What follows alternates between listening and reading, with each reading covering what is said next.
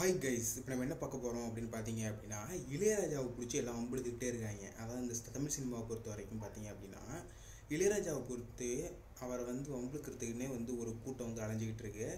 என்ன நடந்தது அப்படிங்கிறத டீட்டெயிலிங்காக அந்த வீடியோவில் பார்க்கலாம், ஓகேவா?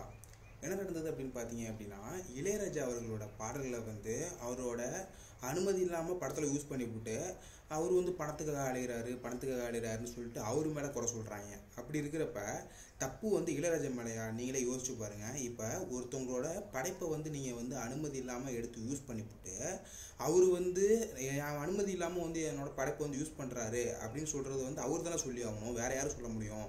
இப்போ இளையராஜா அனிருத் மாதிரியோ ஏஆர் ரஹ்மான் மாதிரியோ இன்னொரு லேபிள் அவங்களோட பாடல்களுக்கு மேனேஜிங் பண்ணிகிட்டு இருந்தாலோ இல்லை அவங்களுக்காக இன்னொரு லேபிள் இன்னொரு கார்ப்பரேட் கம்பெனி ஒரு கார்ப்பரேட் கேட்குறாங்க அப்படின்னா அவங்க எந்த ஒரு பிரச்சனையும் இல்லாமல் நமக்காக வேலை செய்கிறதுக்கு ஒரு மேனேஜ்மெண்ட் இருக்குது அப்படின்னு அவங்க எந்த ஒரு பிரச்சனையும் இல்லாமல் இருக்கலாம். ஆனால் இளையராஜா அந்த காலத்தில் அந்த மாதிரி எந்த ஒரு அக்ரிமெண்ட் இப்போ போடாமல் அவரோட படைப்பை எக்கோ அப்படின்னு சொல்லிட்டு ஒரு நிறுவனத்தில் அவரே உருவாக்கி ஒரு பார்ட்னர் பண்ணி உருவாக்கியிருக்காரு. அப்படி இருக்கிறப்ப அந்த எக்கோ நிறுவனத்தை இளையராஜா ஏமாத்துற மாதிரி அப்பையும் ஏமாத்துறதுக்கு ஒரு ஆள் இருந்திருக்காரு. இளையராஜாவை அந்த எக்கோ நிறுவனத்தை அவர் எடுத்துக்கிட்டு இளையராஜா ஏமாற்றி விட்டாரு. அப்படி இருக்கிறப்ப அந்த பாடல்கள்லாம் எக்கோ நிறுவனத்தில் இருக்குது. ஆனால் அந்த படைப்பை உருவாக்குனது இளையராஜா. அப்படி இருக்கிறப்ப அவரோட அனுமதி இல்லாமல் எக்கோ நிறுவனத்தில் உள்ளவங்க பாடல்களை இந்த மாதிரி கேட்குறாங்கல்ல, இந்த இப்போ ட்ரெண்டிங்காக ஆக்குறோம் நாங்கள் ட்ரெண்டுக்காக யூஸ் பண்ணுறோம்னு சொல்லிட்டு கேட்குறாங்கல்ல, அவங்கள்ட்ட கொடுக்குறது அந்த மாதிரி பண்ணிகிட்டு இருக்கிறப்ப இளையராஜாவுக்கு எந்த ஒரு சன்மானமோ இல்லை எந்த ஒரு படைப்புக்கான ஒரு மரியாதைக்கான எந்த ஒரு பணமோ அவருக்கு போகவே இல்லை. அப்படி இருக்கிறப்ப அவர் தானே நஷ்டீடு, எனக்கு என்னோட பாட்டை அனுமதி இல்லாமல் யூஸ் பண்ணுறாங்க அப்படின்னு அவர் தானே நஷ்டீடு கேட்க முடியும். நீங்கள் கேட்க முடியுமா? நீங்களா உருவாக்குனீங்க அந்த பாட்டை? எல்லாருமே பார்த்தீங்க அப்படின்னா இளையராஜா ஒரு பணப்பேய், அவர் இந்த காலத்துலேயும் ஒரு வயசான காலத்துலேயும் பணம்னு அலையிறாரு அப்படின்னா அப்போ அவர் தானே அந்த பாட்டை உருவாக்குனாரு. இல்லை நீ உருவாக்குனியா? அந்த டியூனா நீ போட்டியா? இல்லை நீ கேட்குறதுக்கான உரிமை உனக்கு இருக்கா?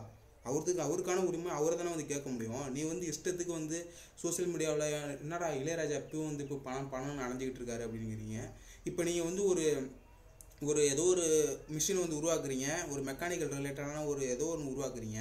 அந்த படைப்புக்கான மொத்த உரிமையும் எனக்கு தானே வேணும் அப்படின்னு தானே நீங்கள் ஆசைப்படுவீங்க. அதே மாதிரி தானே அது ஒரு கலை, அந்த ஒரு ஆர்ட்டை உருவாக்குறாரு. அந்த ஆர்ட்டை உருவாக்குறதுக்கு அவர் எந்த அளவு மெனக்கெட்டு இருப்பார், எந்த அளவு யோசிச்சிருப்பார் அப்படிங்கிறது அவருக்கு மட்டும்தான் தெரியும். படத்தை ப்ரொடியூசர் கொடுத்துட்டாரு, அப்புறம் எப்படி இவர் உரிமை கூற முடியும் அப்படின்னு சொல்லிட்டு ஒரு தற்குறியை அலைஞ்சிக்கிட்டு இருக்குங்க. பணத்தை ப்ரொடியூசர் கொடுத்தது அந்த படத்தில் அந்த பாட்டை வைக்கிறதுக்கும் அதுக்காக மட்டும்தான் பணத்தை கொடுத்துருப்பாங்க, ஓகேவா? அப்படி இருக்கிறப்ப அந்த படத்தை வச்சு அந்த படத்தை ஓட்டி அந்த படத்து மூலிமா அவங்களுக்கு வருமானம் வந்துருக்கும். தேட்டரில் படத்தை ஓட்டி வருமானத்தை எடுத்திருப்பாங்க. ஆனால் அந்த பாட்டை உருவாக்குனது கடைசி வரையுமே அந்த இசையமைப்பாளருக்கு தான் போகும். ஏன்னா அந்த டியூனை உருவாக்குனது அந்த இசையமைப்பாளர் தான், ஓகேவா? அப்படி இருக்கிறப்ப நீ அந்த படத்தில் வச்சு அந்த படத்து மூலிமா நீ சம்பாரிச்சிட்ட. ஆனால் அந்த இசையமைப்பாளரோட சொத்து அப்படிங்கிறது அந்த இசை மட்டும்தான். அந்த இசையை நீ அவரோட உரிமை இல்லாமல் நீ யார்கிட்டையும் யூஸ் பண்ணக்கூடாது, ஓகேவா? ப்ரொடியூசரே நினச்சா கூட யூஸ் பண்ண முடியாது. ஏன்னா அந்த மாதிரி தான் சட்டம் கிட்டத்தட்ட 100-150 வருஷத்துக்கு முன்னாடி அந்த மாதிரி சட்டங்கள் உருவாக்கப்பட்டிருக்கு, ஓகேவா? இப்போ இல்லை, வெளிநாடுகளில் இந்த கார்ப்பரேட் சட்டங்கிறது ரொம்பவும் கடுபடியாக இருக்கும். நீ ஒரு பிட்டை கூட யூஸ் பண்ண முடியாது. ஆனால் இங்கே பார்த்தீங்க அப்படின்னா குட் பேட் அக்லியில் இப்போ நீ ஒரு பாட்டை யூஸ் பண்ண போகிற அப்படின்னா அவங்கள்ட்ட பெர்மிஷன் வாங்கிக்கணும், ஓகேவா? நான் இந்த மாதிரி இந்த படத்தில் பாட்டை யூஸ் பண்ண போகிறேன் அப்படின்னு சொல்லிட்டு ஒரு பெர்மிஷன் வாங்கிக்கிட்டு அவருக்கு கிரெடிட் கொடுக்கணும். கிரெடிட் கூட கொடுக்க மாட்டீங்களே. ஒரு இசையமைப்பாளருக்கு பாட்டை எடுக்கிறீங்க அப்படின்னா அதுக்கு முன்னாடி அவர் டைட்டில் கார்டிலே அவர் எவ்வளோ பெரிய மனுஷன், அவருக்கு ஒரு கிரெடிட் கொடுக்கணும்ல. ஒரு இசையமைப்பாளர் இவர் இசைஞானிக்கு அப்படின்னு சொல்லிட்டு ஒரு கிரெடிட் கொடுத்தா தான் என்ன, கிரெடிட் கொடுத்துட்டு அவருக்கான போக வேண்டிய அந்த இசைக்கான ஒரு மரியாதைக்கான ஒரு பணத்தை கொடுக்க வேண்டியதானே. அந்த பாட்டை உங்களோட படத்தில் வைக்கிறதா எவ்வளோ பேர் வைப் ஆகுறாங்க. அந்த வைப்புக்கான ஒரு மரியாதைன்னு ஒன்று இருக்கா இல்லையா? இப்போ அந்த ஒத்த ரூபா பாட்டுன்னு ஒன்று இருக்குது. அந்த பாட்டை அந்த சீனில் பார்க்குறதுக்கும் எப்படி இருக்குது, அது மாதிரி இந்த நியூ இயர் சாங் அதை அந்த சீனில் பார்க்குறப்ப இப்போ நீ வேறு ஏதாவது ஒரு பாட்டை எடுத்து போட்டிருந்தனா இந்த இடத்துல நல்லா இருந்துருக்குமா?